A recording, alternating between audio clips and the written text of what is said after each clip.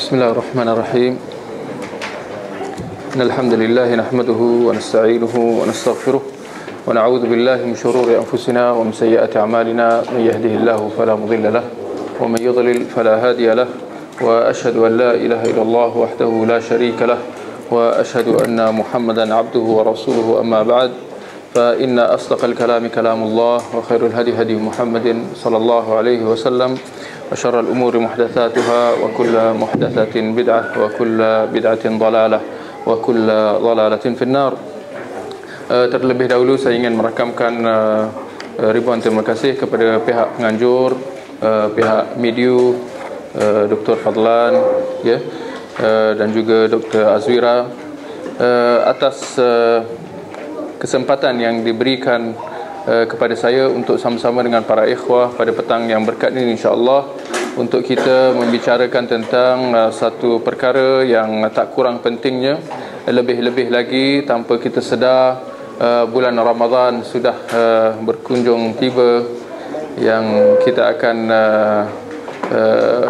hadapi pada minggu depan ini, insya-Allah, ya. Jangkaannya pada hari Rabu, ya. Dan salat tarawihnya, ya, iaitu yang menjadi tajuk perbincangan yang diberikan kepada saya, ya, dia akan bermula, insya-Allah, katanya, insya-Allah, jangkaannya pada hari Selasa malam hari Rabu, insya-Allah.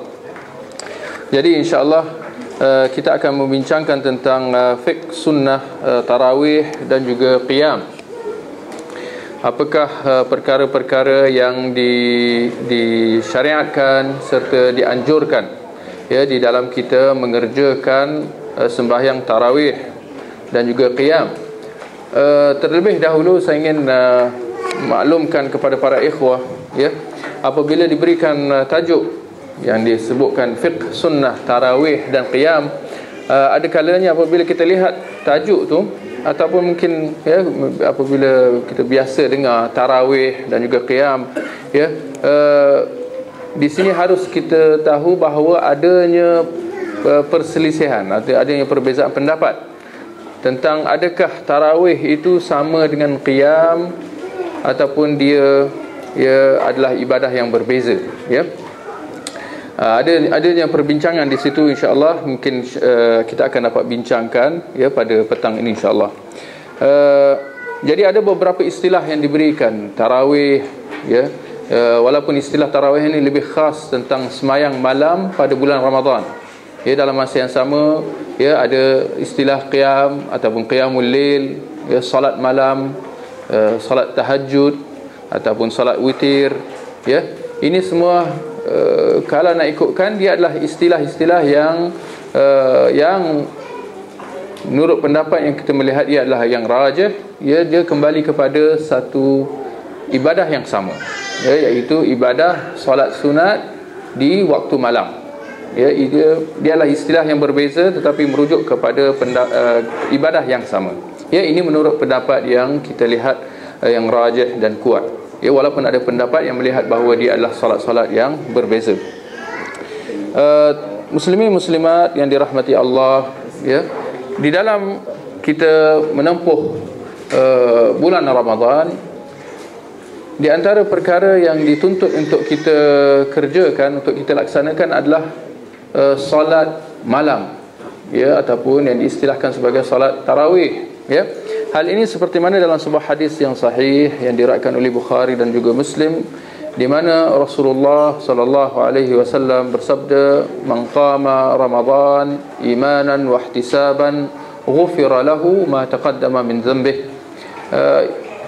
Fadilat yang cukup besar, ya, iaitu barang siapa yang bangkit menghidupkan, ya, malam-malam Ramadannya, ya, kerana beriman dan kerana mengharapkan pahala, ya, maka akan terhapus buatnya dosa-dosanya yang telah lalu.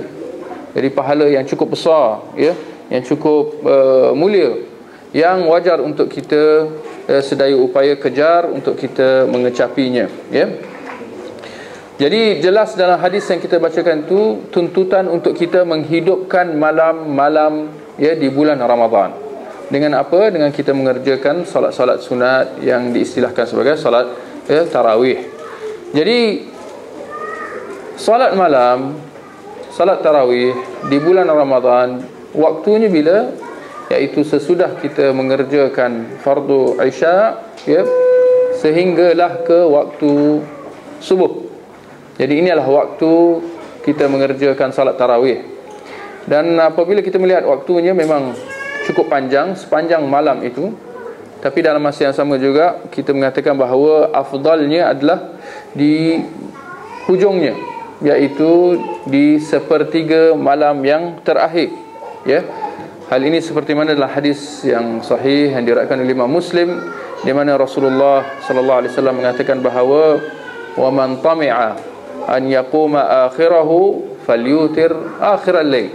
Dan barang siapa yang berharap untuk nak mengerjakan solat di hujungnya, maka hendaklah dia mengerjakannya di hujung malam. Lalu Rasulullah mengatakan fa inna salata akhiral lail mashhudah wa dhalika afdal. Ini kerana salat di hujung malam ia disaksikan, yakni disaksikan oleh para malaikat dan juga Allah Subhanahu wa taala.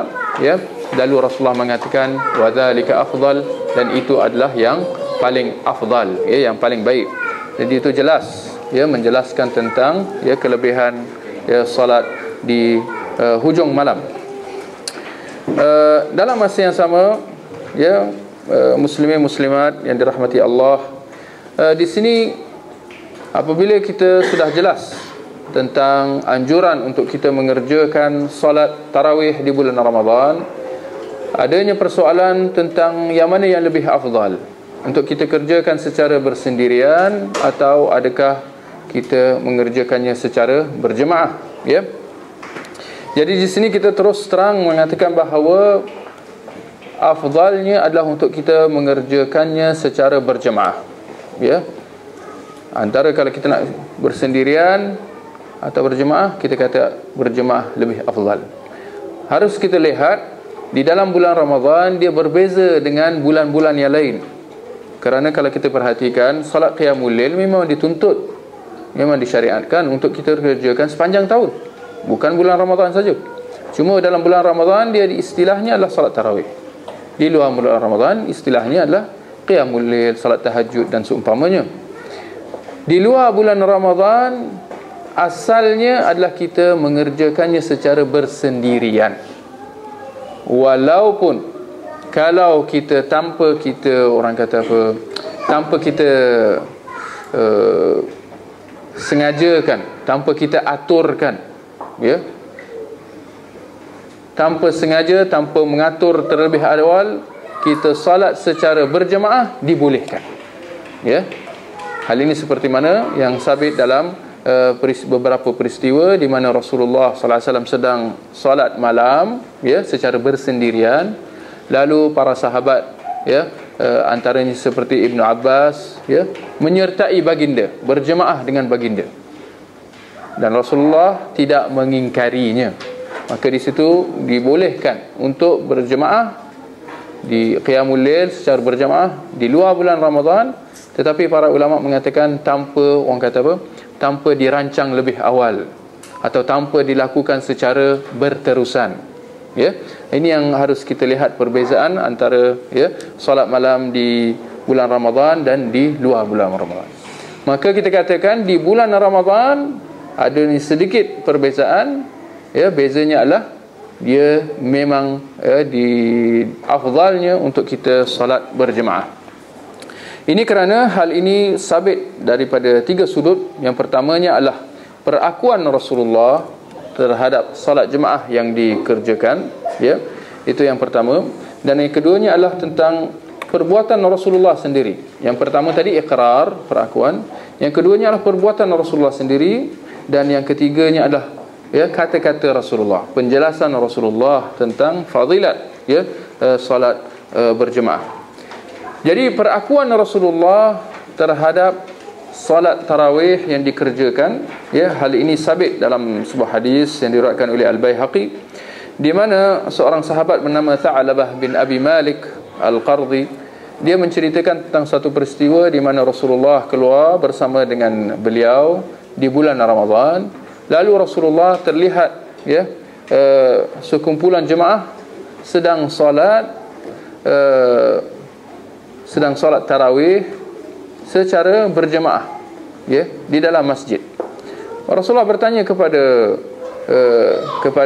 Tha'labah tentang apakah yang sedang dilakukan. Dan baginda dimaklumkan bahawa mereka ini adalah kumpulan yang tidak hafal Al-Quran, dan mereka sedang solat di belakang Ubay bin Ka'ab. Maka didapati bahawa Rasulullah mengatakan, bagus apa yang mereka lakukan. Rasulullah jawab, bagus apa yang mereka lakukan, atau benar apa yang mereka lakukan. Adanya perbezaan riwayat.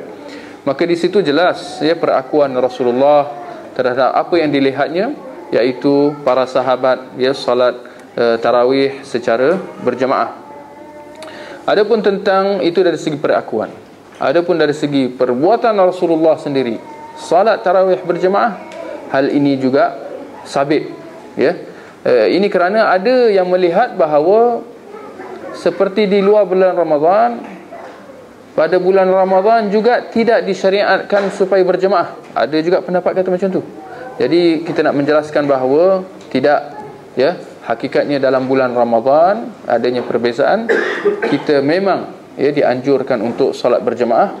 Hal ini kerana sabit daripada perbuatan Rasulullah sendiri, seperti mana dalam ada sebuah riwayat yang sahih, daripada riwayat Imam Ahmad, di mana An-Nu'man bin Bashir menceritakan tentang suatu peristiwa di mana Rasulullah salat berjemaah bersama dengan para sahabat di bulan Ramadan, dan pada malam yang ke-23 secara khasnya.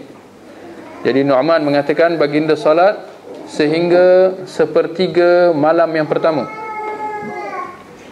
Pada malam yang ke-25 Rasulullah salat dengan berjemaah sekali lagi sehingga setengah malam. Pada malam yang ke-27 untuk kali ketiganya Rasulullah salat sekali lagi berjemaah. Sehingga Tha'labah mengatakan Rasulullah salat panjang. Mula-mula sepertiga, yang kedua setengah malam. Pada kali yang ketiga Rasulullah salat sehingga para Nu'man mengatakan sehingga kami khawatir akan terlepas waktu sahur itu sendiri. Maknanya sehingga nak dekat-dekat dengan azan subuh lagi. Itu hadis yang pertama. Adanya hadis yang kedua, iaitu hadis ini sebuah hadis yang panjang, yang diriwayatkan oleh Aisyah, isteri Rasulullah, dan hal ini disebutkan di dalam Sahih Bukhari dan juga Muslim. Jadi hadisnya sahih, lagi kuat, di mana Aisyah menceritakan tentang sejarah amalan para sahabat, khususnya sembahyang tarawih di bulan Ramadan, di mana Aisyah mengatakan bahawa pada mulanya para sahabat salat dalam kelompok-kelompok yang sedikit, berjemaah tetapi dalam kelompok-kelompok yang sedikit. Ada satu jemaah kecil tu bersama seorang, ada yang berdua, ada yang tiga, ada yang 5, 6, lebih dan kurang ada. Ada banyaklah jemaah dalam masjid Rasulullah sallallahu alaihi wasallam. Maka Aisyah menceritakan bahawa Rasulullah pada saat antara malamnya, setelah mengerjakan solat Isya, Rasulullah pergi ke satu penjuru dan memulakan salat tarawihnya dengan diikuti oleh jemaah yang hadir.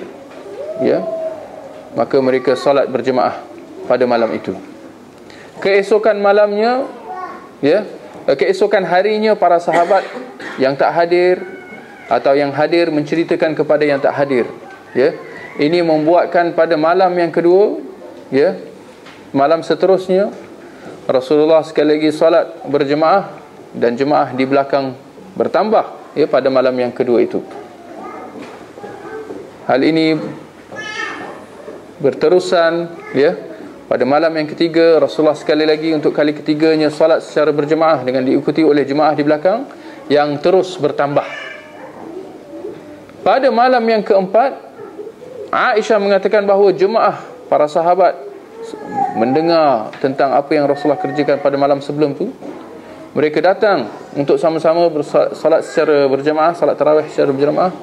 Aisyah mengatakan bahawa sehingga masjid tak muat lagi dah, tak dapat nak menampung lagi jemaah yang cukup ramai, ya. Tetapi ternyata pada malam yang keempat itu Rasulullah tak keluar solat tarawih berjemaah seperti mana 3 malam yang sebelumnya, ya. Apa yang berlaku adalah para sahabat semua terus tunggu dalam masjid sehinggalah waktu subuh, ya. Maka apabila sudah masuk waktu subuh, Rasulullah keluar untuk nak kerjakan solat subuh, ya. Selesai mengerjakan solat subuh, Rasulullah menjelaskan dengan mengatakan, demi Allah, ya, aku pada malam tadi aku bukan tidur dalam keadaan tak tahu, dan aku memang tahu tentang kamu menunggu, ya. Tetapi Rasulullah jelaskanlah bahawa Rasulullah sengaja tak keluar, ya. Dan Rasulullah, ya, selanjutnya mengatakan bahawa, ya, walakinni khasyitu an tufrada alaikum ya salatul lail fata'jizu anha. Sebaliknya aku tak keluar kerana aku khawatir bahawa solat tarawih ni atau solat qiyamul lail secara amnya akan difardukan ke atas kamu, yang mana akhirnya kamu tak akan mampu melakukannya, ya. Maka di situ jelas Rasulullah menyebutkan tentang mengapa Rasulullah berhenti. Rasulullah tak keluar lagi solat berjemaah dengan mereka. Sedangkan pada 3 malam tu Rasulullah solat berjemaah. Tapi lepas tu Rasulullah berhenti. Bahkan hal ini berterusan sehingga Rasulullah wafat. Rasulullah tak lagi solat berjemaah, ya. Maka ini yang kita kata, ada pendapat kata afdalnya dikerjakan secara bersendirian. Cuma kita nak menjelaskan bahawa tidak, hakikat yang sebaliknya itu yang benar, iaitu dikerjakan secara berjemaah. Kerana Rasulullah mengerjakannya secara berjemaah.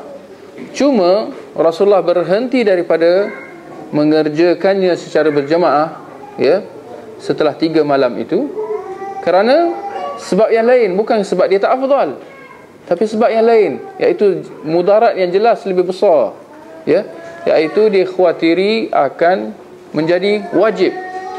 Bayangkan solat malam, solat qiyamul lail secara amnya sepanjang tahun, atau solat tarawih pada bulan Ramadan secara khasnya menjadi wajib, ya, pastinya ia akan menjadi beban, ya, ke atas umat Islam keseluruhannya. Maka kita mendapati bahawa, ya, ini yang berlaku sehinggalah kewafatan Rasulullah. Sepanjang zaman Khalifah Abu Bakar, ya, para sahabat, ya, tidak dikumpulkan di belakang satu imam, ya, sehinggalah permulaan zaman Khalifah Umar Al-Khattab, ya, di mana pada suatu ketika Umar Al-Khattab pada bulan Ramadan, ya, lalu dan melewati masjid dan mendapati bahawa jemaah, ya, solat dalam kumpulan-kumpulan yang kecil seperti awal pada zaman Rasulullah dulu tu, ya. Lalu Umar Al-Khattab berazam untuk mengumpulkan mereka di belakang satu imam. Dari mana datang idea tu? Dari mana Umar Al-Khattab mendapat idea tu kalau bukan daripada perbuatan Rasulullah sendiri, seperti mana dalam hadis yang kita telah sebutkan tadi, ya. Baik. Jadi kita ada perakuan, kita ada perbuatan Rasulullah, dan yang ketiganya adanya penjelasan Rasulullah sendiri daripada kata-kata baginda bahawa salat malam secara berjemaah ataupun salat tarawih secara khasnya secara berjemaah, ya, itu lebih afdal, ya. Hal ini seperti mana dalam hadis yang sahih yang diriwayatkan oleh Abu Daud, di mana Rasulullah sallallahu alaihi wasallam mengatakan bahawa man qama ma'al imam hatta yansarif kutiba lahu qiyamu lailah. Barang siapa yang solat dengan imam, ya, yang dimaksudkan di sini adalah solat tarawih bersama dengan imam sehingga imam selesai. Maknanya sehinggalah, ya, solat tarawih dengan solat witirnya sekali, sehinggalah imam salam yang terakhir. Rasulullah mengatakan pahalanya apa? Akan tertulis buatnya pahala mengerjakan, ya, solat malam, ya, sepanjang malam. Sepanjang malam, seolah-olah dia telah solat sepanjang malam, daripada lepas isyak tu sampai ke waktu subuh. Pahala apa? Pahala mengerjakan solat tarawih berjemaah sehingga imam di hadapan selesai. Jadi daripada hadis ni dapat kita mengambil beberapa faedah, ya. Antaranya yang jelas adalah fadilat, tuntutan kita solat tarawih berjemaah. Dan yang keduanya adalah tentang kalau kita diberi pilihan antara nak solat tarawih di awal waktu ataupun di akhir malam, ya, yang mana yang lebih afdal?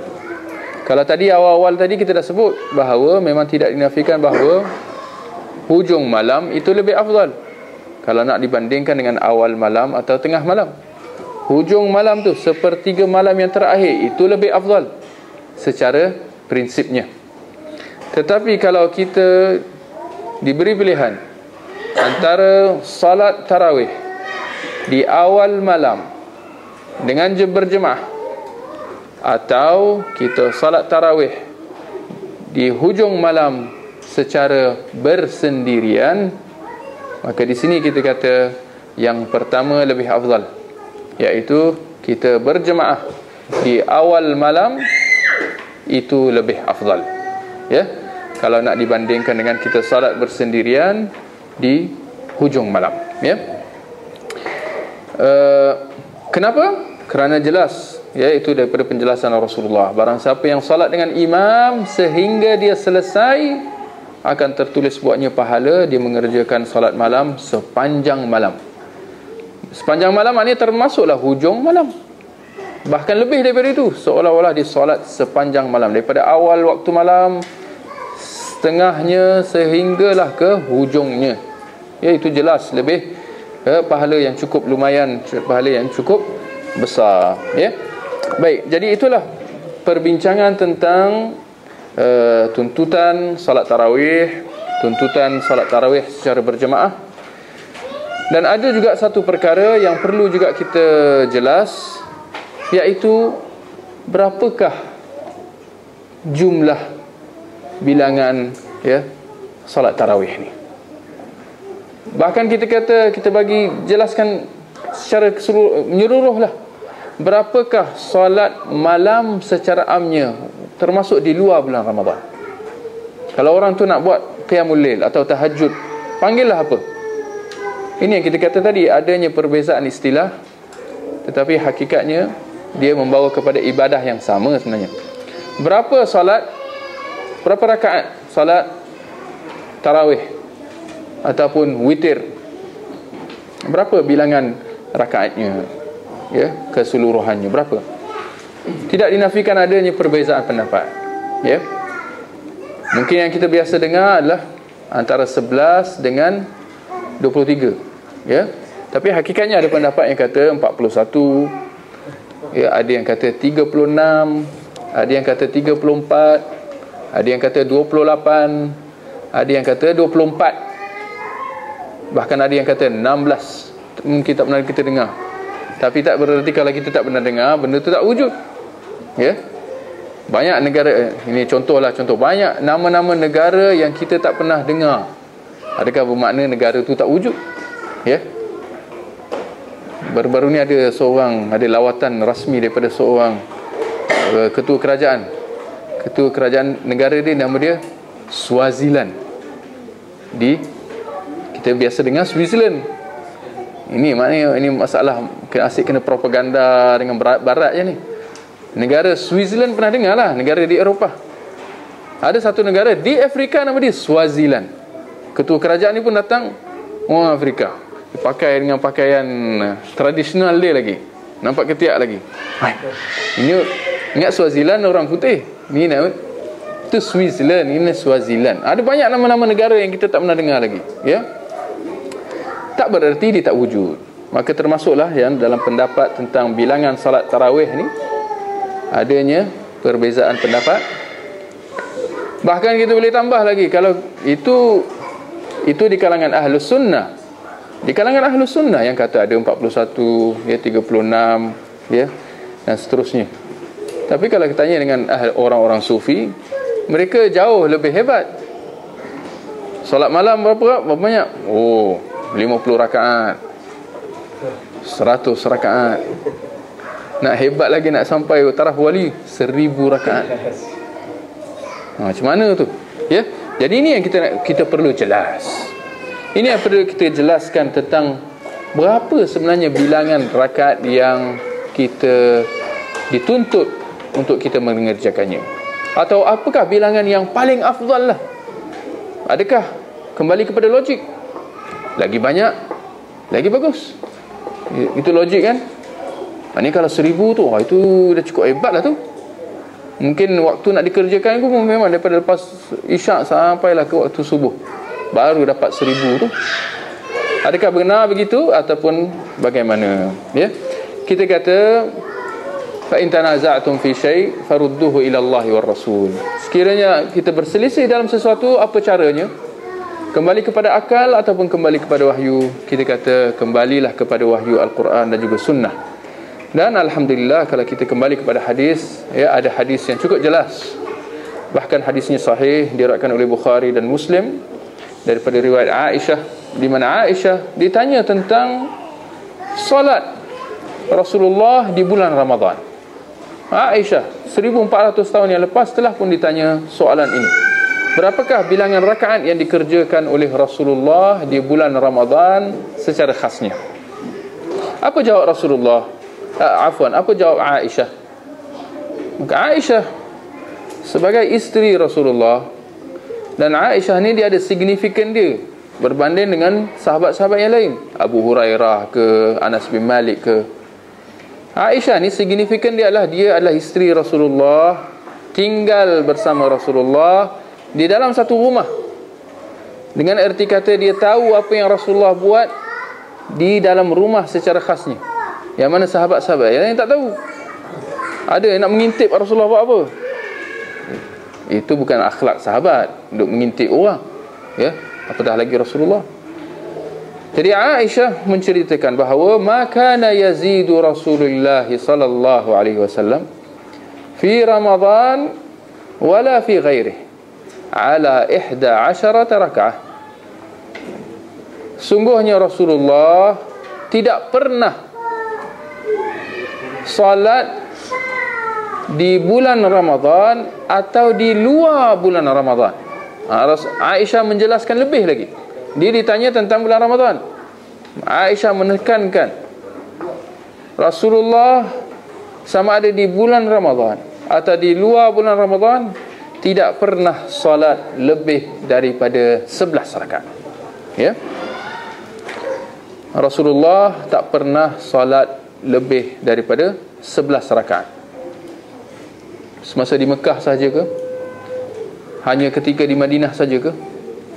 Ataupun ketika mana? Adakah dalam masjid saja ke? Di sini kita melihat bahawa Aisyah dia menafikan secara mutlaknya. Tak kira. Ya. Secara mutlaknya, sepanjang hidupnya, ya, dia tidak pernah solat lebih daripada 11 rakaat. Ya. Baik, jadi hakikatnya daripada hadis penjelasan Aisyah di sini tentang bilangan, ya, solat tarawih ni dapat kita mengambil faedah yang cukup penting, iaitu bilangan solat tarawih atau di bulan Ramadan ataupun bilangan solat qiyamul lail di luar bulan Ramadan yang dikerjakan oleh Rasulullah tidak pernah lebih daripada 11 rakaat. Ya. Jadi ini menjadi kata putuslah bagi kita untuk kalau kita nak kerjakan solat tarawih, berapa bilangan rakaatnya? Inilah dia, 11 rakaat, bertepatan dengan apa yang dilakukan oleh Rasulullah sallallahu alaihi wasallam, seperti mana yang disaksikan oleh isterinya Aisyah. Baik, ini sebagai prinsipnya, ya, sebagai asasnya. Tidak dinafikan adanya riwayat-riwayat yang mengatakan bahawa Rasulullah salat 20 rakaat. Ya. Rasulullah salat 20 rakaat atau lebih. Cumanya kita dalam riwayat-riwayat kita perlu pastikan kesahihannya, dan para ulama hadis mereka sepakat mengatakan bahawa riwayat-riwayat ini adalah dhaif. Bahkan Imam Al-Albani melihat bahawa riwayat yang mengatakan bahawa Rasulullah salat tarawih sehingga 20 rakaat atau lebih, riwayatnya boleh kita hukum sebagai riwayat yang palsu. Ini satu hukum yang sangat berat dalam ilmu hadis. Satu hadis tu kalau sudah dihukum sebagai palsu, dia adalah riwayat yang sangat lemah lah. Ya. Kenapa Imam Albani melihat begitu? Ini kerana dia melihat bahawa riwayat ini bercanggah dengan riwayat Aisyah yang kita sebutkan tadi, bahawa Rasulullah tidak pernah solat lebih daripada 11 rakaat. Dan riwayat ini adalah sangat sahih kerana dia dalam riwayat Bukhari dan juga Muslim. Ya. Baik. Di sini juga perlu kita jelaskan, apabila kita mengatakan bahawa Rasulullah tidak pernah solat lebih daripada 11 rakaat, ya, kita perlu jelas bahawa walaupun hadis ini merujuk kepada perbuatan Rasulullah, bukan kata-kata. Perlu dibezakan antara perbuatan dengan kata-kata. Kata-kata maknanya apa? Kalau Rasulullah kata, oh salat tarawih adalah sebanyak 11 rakaat, adakah riwayat macam tu? Tak ada. Yang ada adalah Aisyah menceritakan tentang solat Rasulullah. Dia tak pernah solat lebih daripada 11. Maksudnya itu hadis perbuatan, bukan hadis kata-kata. Harus kita sedar, walaupun ini adalah hadis perbuatan, ya, tetapi ini tidak menunjukkan bahawa kita boleh menambah pada bilangan solat tarawih itu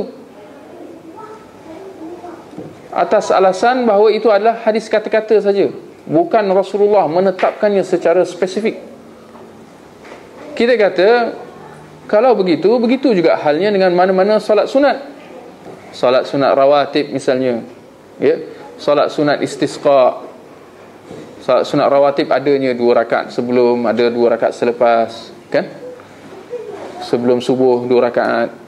Kalau zuhur ada 2 rakaat atau 4 rakaat sebelum zuhur.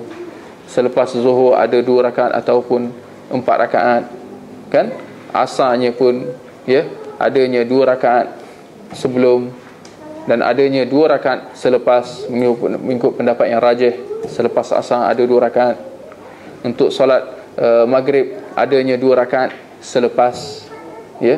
Untuk solat isyak adanya 2 rakaat selepas ba'diyah. Ini solat rawatib. Tapi kita kata bahawa ini adalah, bagaimana dengan bilangan-bilangan rakaat ini yang dikategorikan sebagai solat-solat sunat lah, ya. Solat istisqa 2 rakaat, ya. Solat hari raya 2 rakaat, 2 rakaat, Aidil Fitri, Aidil Adha. Ini semua sabit, banyaknya sabit daripada segi perbuatan Rasulullah. Tapi apakah kita nak mengatakan bahawa oh kita boleh menambah? Kerana Rasulullah tidak menetapkan secara spesifik. Tak ada siapa yang kata macam tu, ya. Maka kita kata begitu jugalah halnya dengan solat tarawih. Walaupun Rasulullah tidak menetapkannya secara spesifik bahawa solat tarawih adalah sebanyak 11 rakaat, tapi perbuatan baginda berterusan melakukannya dengan bilangan itu menunjukkan bahawa bilangan itu perlu diraikan dan perlu dijaga. Jangan kita solat dengan lebih daripada itu, ya. Baik. Di sini ada syubhat-syubhat, ya, dalam menyebutkan tentang bilangan rakaat solat tarawih, ya. Adanya pendapat yang mengatakan bahawa mengenangkan bahawa para ulama berselisih, ya, dalam solat tarawih ni, bilangan solat tarawih ni, seperti mana dalam kita dah sebutkan tadi. Ada yang kata 41, ya, 36, 34. Mereka mengatakan ini menunjukkan kepada kita bahawa tak ada nas yang jelas yang menunjukkan kepada kita tentang bilangan rakaat salat witir tu, salat tarawih tu, ya. Kita kata kalau ulama berselisih, itu dengan sendirinya bukan menjadi dalil sebenarnya, kan? Sebaliknya dalil itu sentiasa perlu dikembalikan kepada Al-Quran dan Sunnah. Tidak dinafikan banyak permasalahan adanya perselisihan, Tetapi perselisihan di situ tidak menunjukkan bahawa adanya pilihan. Oh, siapa nak solat 41, bolehlah solat 41 rakaat. Siapa yang nak solat 36, terpulanglah 28, 24 ataupun 23, 21, 20 ataupun 16, terpulanglah kepada dia, kerana ulama berselisih. Itu bukan cara, itu bukan kaedahnya, ya. Dan kita melihat realitinya adanya nas yang menetapkan, ya, bilangan rakaat solat tarawih itu, seperti mana dalam hadis Bukhari dan Muslim yang diriwayatkan oleh Aisyah yang kita telah bacakan tadi, ya. Adapun perselisihan para ulama ni tidak dinafikan bahawa pada zaman dahulu, ketika mana ilmu hadis masih lagi dikumpul, ya, hadis-hadis masih lagi dikumpul, maka tidak dinafikan bahawa adanya kebarangkalian bahawa ada sebahagian hadis yang tidak akan sampai kepada sebahagian ulama. Maka kerana itu dia tidak berkata dengan hadis itu, ataupun sebahagian hadis itu sampai kepada dia tapi dengan cara yang dhaif, maka dia tidak beramal dengannya. Ataupun adanya kemungkinan hadis itu sampai kepada dia tapi dia memahaminya dengan, ya, faham yang lain, ya. Hal ini seperti mana kalau kita lihat sebahagian ulama, bahkan ulama kalau pada hari ini adalah seperti ulama-ulama di Arab Saudi secara amnya, mereka berpegang dengan hadis seperti hadis yang sahih yang diriwayatkan oleh Bukhari dan Muslim, di mana Rasulullah sallallahu alaihi wasallam mengatakan bahawa salatul laili mathna mathna, salat malam itu adalah 2 rakaat 2 rakaat. Maka kerana itu jangan kita terkejut, di Mekah Madinah memang pada hari ini dikerjakan berapa rakaat, ya, 20 rakaat tarawih, 3 rakaat witir, kan? Kenapa mereka beramal begitu? Kita kata ini adalah pendapat, ini realiti. Ini bukan hari ini, sejak zaman berzaman, sejak awal zaman Islam dulu lagi adanya perselisihan, ya. Mereka berpegang dengan hadis yang kita bacakan tadi, salat malam adalah 2 rakaat 2 rakaat. Di situ mereka mengatakan Rasulullah memberi kepada kita keumuman, solatlah tarawih itu berapa rakaat sekalipun, asal 2 rakaat 2 rakaat. Maka kalau kita nak solat 20 rakaat, 2 sampai 20 rakaat, tak ada masalah. Ini bagi pendapat yang kata boleh lebih daripada 11 rakaat. Jadi mereka berpegang dengan keumuman, ya, hadis-hadis, ya, antaranya hadis yang kita telah bacakan tadi, termasuklah hadis-hadis yang lain yang merujuk kepada menganjurkan untuk kita solat, ya, pada waktu malam, qiyamul lail ataupun tarawih, ya, secara khasnya, ya, seperti hadis dalam Bukhari dan Muslim juga, man qama Ramadan imanan wa ihtisaban ghufira lahu ma taqaddama min dhanbihi. Barang siapa yang salat di waktu malam, ya, sepanjang bulan Ramadan itu, akan diampunkan dosa-dosanya terlalu. Hadisnya berbentuk umum, ya. Maka mereka mengatakan tidak ada penetapan, walaupun kita telah, ya, menjelaskan sebaliknya, ya. Adapun hadis salatul lail mathna mathna, ya, Imam Al-Albani rahimahullah, dia melihat bahawa hadis itu perlu kita fahami secara menyeluruh, ya, secara kolektif. Jangan kita faham satu hadis dan kita abaikan hadis yang lain. Maka akhirnya bagaimana kita memahami hadis salat malam itu 2 rakaat 2 rakaat? Adakah hadis ini memberi gambaran kepada kita bahawa salat tarawih itu adalah sebanyak mana pun, walaupun sampai 1000 rakaat, asalkan kita kerjakan 2 rakaat 2 rakaat, 2 rakaat salam, 2 rakaat salam, sampailah ke 1000? Adakah itu maksudnya? Kita kata tidak. Hadis ini perlu kita fahami dengan di bawah panduan hadis Aisyah tadi, bahawa Rasulullah tidak pernah solat di bulan Ramadan atau di luar bulan Ramadan lebih daripada 11 rakaat. Maka kita kata afdalnya untuk kita salat tarawih 2 rakaat 2 rakaat, tapi maksimumnya 11 rakaat. Itulah kesimpulan kita. Maka hasilnya kita akan dapat beramal dengan keseluruhan hadis ataupun kedua hadis ini, ya, secara khasnya hadis Aisyah dengan hadis, ya, salat malam itu adalah 2 rakaat. Baik, saya ingat itulah sedikit sebanyak perbincangan tentang salat tarawih, ya. Dan mungkin saya tak sebutkan dalam kertas kerja, tapi adanya tentang berkenaan tentang salat tarawih ni, kita katakan disyariatkan untuk kita membaca doa kunut, ya, khususnya di setengah malam ataupun di setengah Ramadan yang kedua, dibacakan doa kunut pada rakaat yang terakhir sebelum ataupun selepas rukuk, ya, dengan bacaan doa kunut yang insya-Allah mungkin kita dah biasa, ya, dengar Allahumma hdina fiman hadait wa afina fiman afait. Walaupun rata-rata masyarakat kita membacanya, ya, pada kunut subuh tu, ya, tapi kita kata inilah doanya untuk kita baca, ya, ketika akhir rakaat solat witir tu, ya. Allahumma hdina fiman hadait wa afina fiman afait wa tawallana fiman tawallait wa barik lana fima atait wa qina wasrif 'anna syarra ma qadait. Tapi saya melihat masyarakat kita pada solat subuh tu, bila dia sampai, betul kan kalau saya, fa innaka taqdi wa la yuqda alaik, mereka baca secara sendiri, secara senyap. Imam pun tiba-tiba senyap, tak tahu apa pasal. Fa innaka taqdi wa la yuqda alaik, bla bla bla bla bla bla bla. Tak tahu dia baca, sebab dia baca senyap. Kita kata tidak, sunnahnya adalah dibaca secara jahar, dan makmum di belakang kena aminkan, ya. Kita pun makmum pun kadang-kadang satu hal juga, dia senyap je, dia angkat tangan tapi dia senyap, ya. Mengapa begitu? Ya, perlu diaminkan. Maka imam kena jaharkan dia punya doa sehinggalah ke habis. Fa innaka taqdi wa la yuqda alaik, ya, innahu la yadhillu man walait wa la ya'izzu man adait, la manja minka illa ilaik. Dia berhenti kat situ. Atau kalau dia nak tambah wa sallallahu ala nabiyina Muhammad wa ala alihi wa sahbihi wasallam pun boleh. Makmum di belakang aminkan setiap doa itu. Seperti mana kita aminkan doa, seperti mana kita aminkan Al-Fatihah imam, ghairil maghdubi alaihim waladdallin, itu doa kan?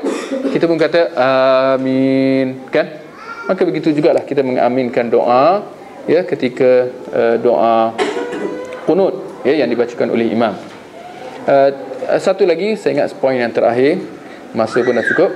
Di antara apa yang disunatkan adalah apabila selesai sahaja solat tarawih, termasuklah solat witir tu, ya, selepas imam assalamualaikum warahmatullahi, assalamualaikum warahmatullahi, ya, kita disunatkan untuk mengatakan, ya, subhanal malikil quddus. Ini pun saya melihat masyarakat kita mengamalkan, tapi kadang-kadang dengan cara yang mungkin ada sikit bezalah. Kadang-kadang Bilal je bertempek kat depan tu, subhanal malikil quddus. Lepas tu dia ada baca lagi bacaan-bacaan yang lain, saya pun tak apa dia baca dah. Subhanal malikil ladzi la yamutu wa la yam, al khalifatul awwal Abu Bakar As-Siddiq taraddaw alaih. Kita pun kadang apalah, tapi kita ikut je kan. Jangan jadi macam tu, ya. Sallallahu radhiyallahu an, taraddaw alaih, maknanya kata radhiyallahu an, bukan sallallahu alaihi wasallam. Tapi makmum kat belakang dia kata apa? Sallallahu alaihi wasallam alaih kan? Tu salah tu sebenarnya. Bila saya ingat-ingat balik, Bilal kata taraddaw alaih, kan? Apa arti taraddaw alaih? Maknanya doakan keredaan buatnya. Buat siapa? Abu Bakar Siddiq tu, bukan para sahabat. Abu Bakar Siddiq. Dia, saya ingatlah, dia lepas dua rakaat pertama dia baca Abu Bakar Siddiq. 4 rakaat, lepas 4 rakaat dia baca Khalifah Umar Al-Khattab, taraddaw alaih, doakan keredaan Allah buatnya. Makmum kat belakang tak faham, sallallahu wasallam alaih, semoga Allah memberi salawat dan salam kepada Nabi Muhammad. Imam suruh lain, dia orang buat lain. Ini pun satu hal juga. Saya pun duduk fikir-fikir, walaupun kesimpulan semua salah, Bilal membaca salah, makmum yang tak faham 2 kali 5 jatuh ditimpa tangga lagi salah. Kita kata tak, subhanal malikil quddus tu dibaca bila? Sunnahnya adalah lepas selesai tarawih dan witir tu. Kita baca subhanal malikil quddus, subhanal malikil quddus, subhanal malikil quddus. Yang ketiga tu kita naikkan suara kita sikit. Bukan secara berjemaah, sendiri-sendiri, tapi dibaca tu. Yang mana kita melihat masyarakat kita tak buat, ya, menunjukkan ketidakperhatian di situ untuk beramal dengan sunnah Nabi yang sahih tu. Ya, selain daripada bacaan tu tak ada, ya. Tak ada al-khalifatul awal, al-khalifat tani, itu semua tak ada. Ya, tidak ada petunjuknya daripada sunnah Nabi sallallahu alaihi wasallam. Baik, saya ingat masa pun sudah cukup. Kalau ada pertanyaan nanti boleh diajukan nantilah, ya. Wallahu a'lam.